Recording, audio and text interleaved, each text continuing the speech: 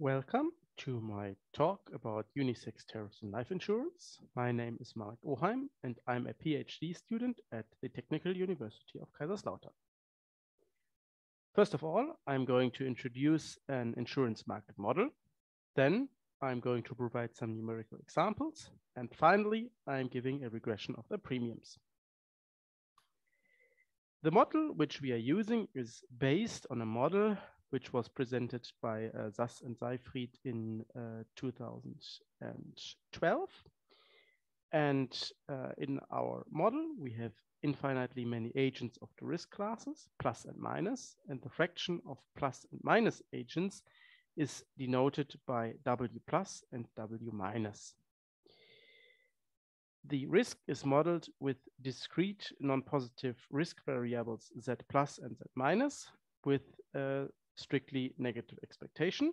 And all agents are equipped with an initial welfare A and a utility function U, which do not need to be the same among all agents. And here we already have a difference to the model in Sass and Seyfried. So the risk variables are not only allowed to be Bernoulli distributed, but also discrete non-positive distributed, and the initial welfare and the utility function is allowed to differ between the agents. The insurance company covers the whole loss Z in exchange for a premium P, and the customers can choose the quantity pi of insurance coverage they want to buy.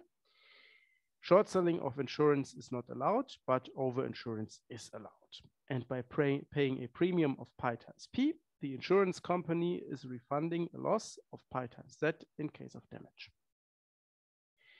We now study two different market scenarios, one with a monopolistic insurance market and one where we have perfect competition.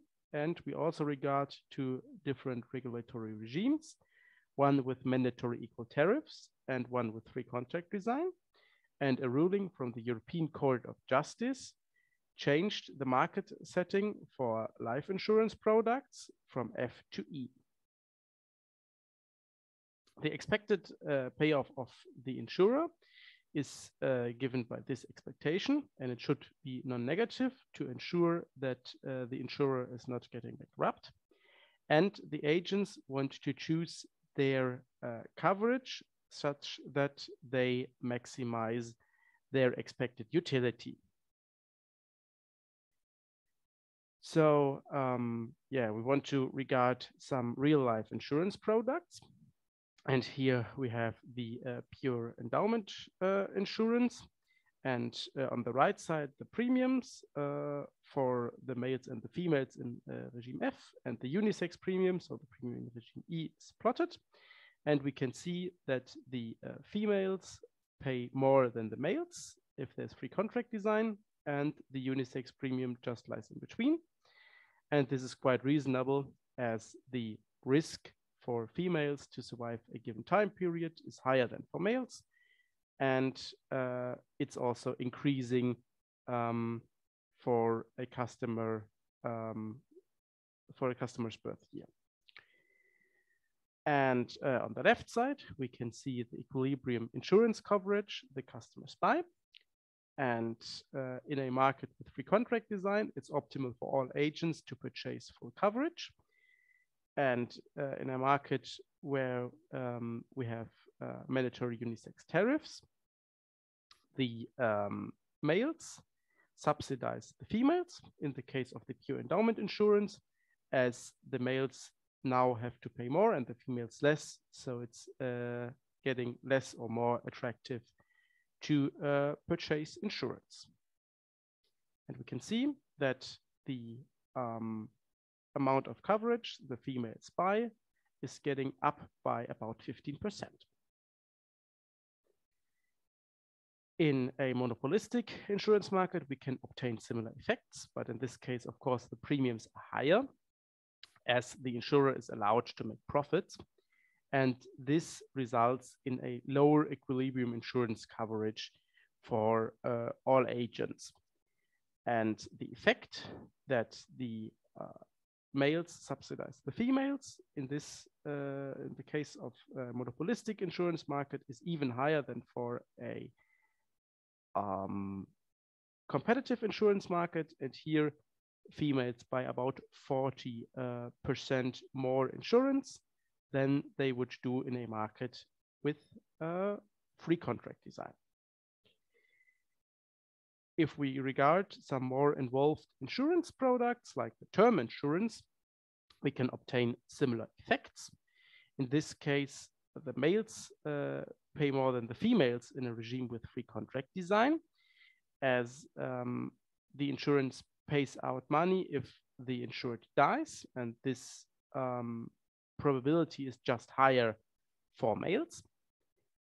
And again, we can see that in a regime with free contract design, all agents purchase full coverage, and in a regime with mandatory unisex tariffs, then the males are subsidized by the females in this case. So it's similar to the pure endowment insurance, but with switched roles, and the effect is stronger than for the pure endowment insurance. If we regard a monopolistic market for the term insurance, we will obtain something very interesting, as for females born in 1944 or later, it is not reasonable to purchase any insurance. So they're completely pushed out of the markets and they won't purchase any insurance. And we can see here that the unisex premium is then just equal to the male premium, and that the market consists only of males, which purchase as much insurance as they would do in a market with free contract designs, but all females are pushed out of the market. The calculation of the premiums can be quite costly, so we are interested in a regression of the premiums. And we want to do it with a neural network. And so we used a neural network with about 1,000 points for training and 100 points for validation. And we can see that the size of the network does not really play a role. We have always more or less the same average roots mean squared error, which is already quite low. So the regression works quite good. And we can obtain the same if we would compare different loss functions or different optimizers. But what of course makes a big difference is the size of the training set. And here we can see that if we only use 10 or 100 points for training, then the training is not very good. So the error is quite high. But if we use 1,000 or even more training points, then the error is quite low. So it's decreasing for an increasing size of the training set. And we can see that this holds true for sizes of training sets of about 10,000 points. And for bigger training sets, we do not really have an increase in the quality of training. Of course, it is possible that we already know the male and the female premium, and we want to perform a regression for the unisex premium. And here we can see that if we use the male and the female premium as an additional input, then we can obtain a even lower error. And interestingly, the error is the lowest if we only take the male and the female premium as an input and leave out all other inputs, like, for example, the birth year or the contract duration.